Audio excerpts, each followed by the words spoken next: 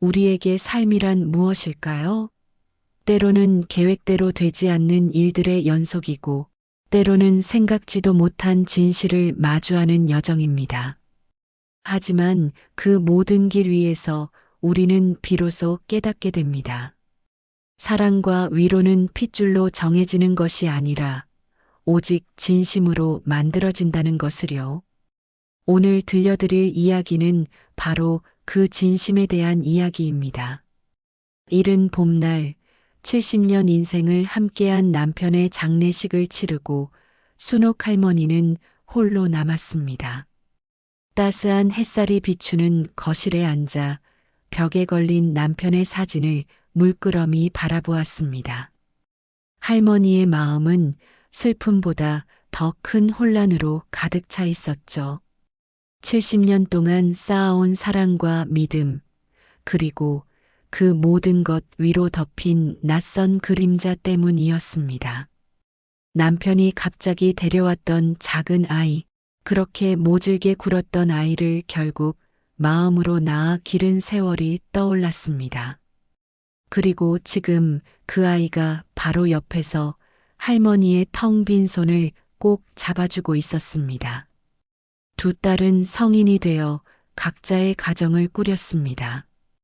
큰딸 유나는 넉넉한 형편에도 불구하고 슬픔보다는 남편의 유산에 관심이 더 많았습니다.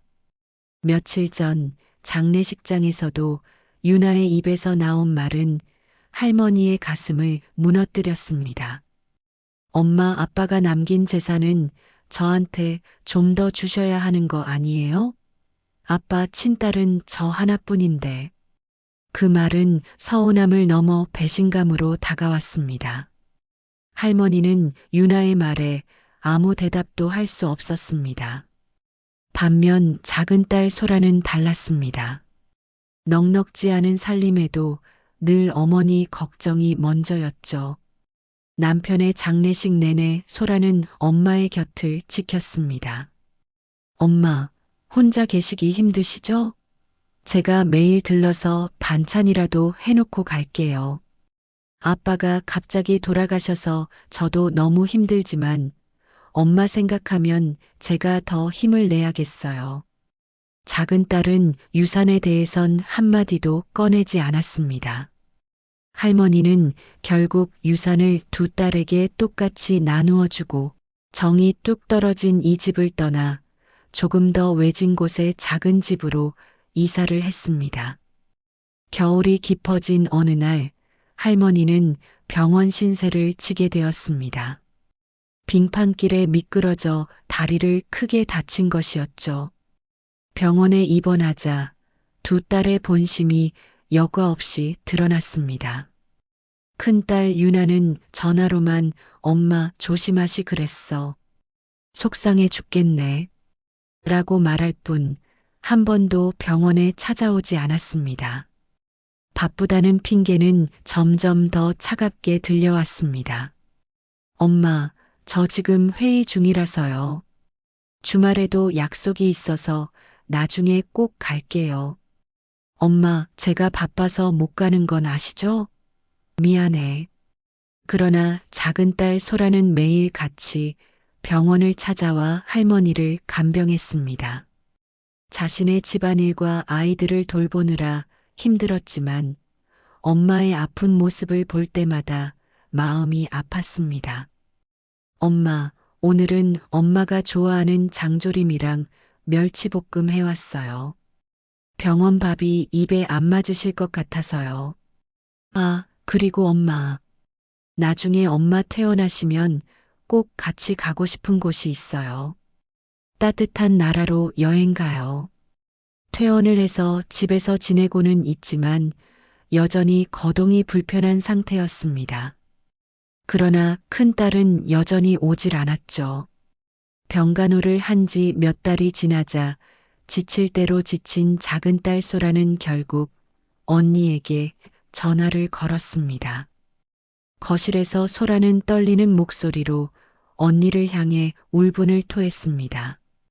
언니, 어떻게 엄마가 퇴원을 했는데도 한 번을 안 올 수가 있어? 엄마도 나도 얼마나 힘든지 알아? 수화기 너머로 들려오는 작은 딸의 흐느낌을 방에 누워있던 할머니는 듣게 되었습니다. 그동안 꾹꾹 눌러왔던 감정들이 폭발하는 소리에 할머니의 가슴은 미어지는 것 같았습니다. 작은 딸 소라는 자기가 어느 날 갑자기 들어온 짐덩어리라고 생각하고 살아왔을 것을 알기 때문에요. 언니는 엄마 아프다고 전화만 하잖아. 나는 매일같이 와서 간병하고 집안일도 해야 해. 언니도 힘들겠지만 나도 너무 힘들고 지친다고. 엄마가 이렇게 몸이 아프고 불편하게 됐는데 어떻게 이럴 수가 있어? 그날 밤 할머니는 늦은 시간인데도 큰딸 유나에게 전화를 걸어 차분하지만 단호한 목소리로 말했습니다. 그 목소리에는 그동안 참아왔던 수많은 감정이 응축되어 있었습니다. 순옥 할머니는 유나야, 내일 집으로 좀 와줄 수 있니? 너에게 꼭 해줄 말이 있단다. 너 혼자 와야 한다. 아주 중요한 이야기니까. 유나가 짜증 섞인 목소리로 엄마, 저 바쁜데 내일 꼭 가야 해요? 무슨 일인데요? 순옥 할머니는 단호하게 와서 직접 들으렴.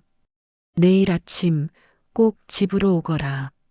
다음 날 큰딸 유나는 마지못해 뚱한 얼굴로 집에 들어섰습니다. 할머니는 소라를 잠시 밖으로 내보내고 유나의 손을 잡으며 조용히 입을 열었습니다. 순옥 할머니가 나지막이 얘기를 꺼냅니다. 유나야, 사실은 내 친아빠는 돌아가신 아빠가 아니란다.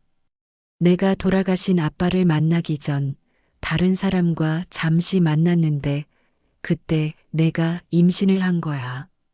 아빠는 그 모든 걸 알고도 너를 친딸처럼 길러주셨지. 단 한 번도 너를 내 자식, 자신의 친딸이 아니라고 생각한 적이 없으셨단다. 유나는 충격의 말을 잇지 못했습니다. 그동안 자신이 믿어왔던 세상이 한순간에 무너지는 것 같았습니다. 할머니는 그동안 가슴속에 묻어두었던 이야기를 계속해서 이어갔습니다. 아빠는 내가 태어났을 때 너무 기뻐하면서 내 딸이라며 너를 품에 안았고 나보다 더 정성으로 길렀어. 너를 향한 아빠의 사랑은 그 어떤 핏줄보다 진했단다. 그런데 이제 와서 친딸이니 뭐니 따지며 동생을 미워하면 쓰겠니? 내 동생 소라는 네가 핏줄이 아니라고 해서 미워한 적이 없어. 오히려 자기가 이 집에 갑자기 들어오게 된 짐이라 생각했어.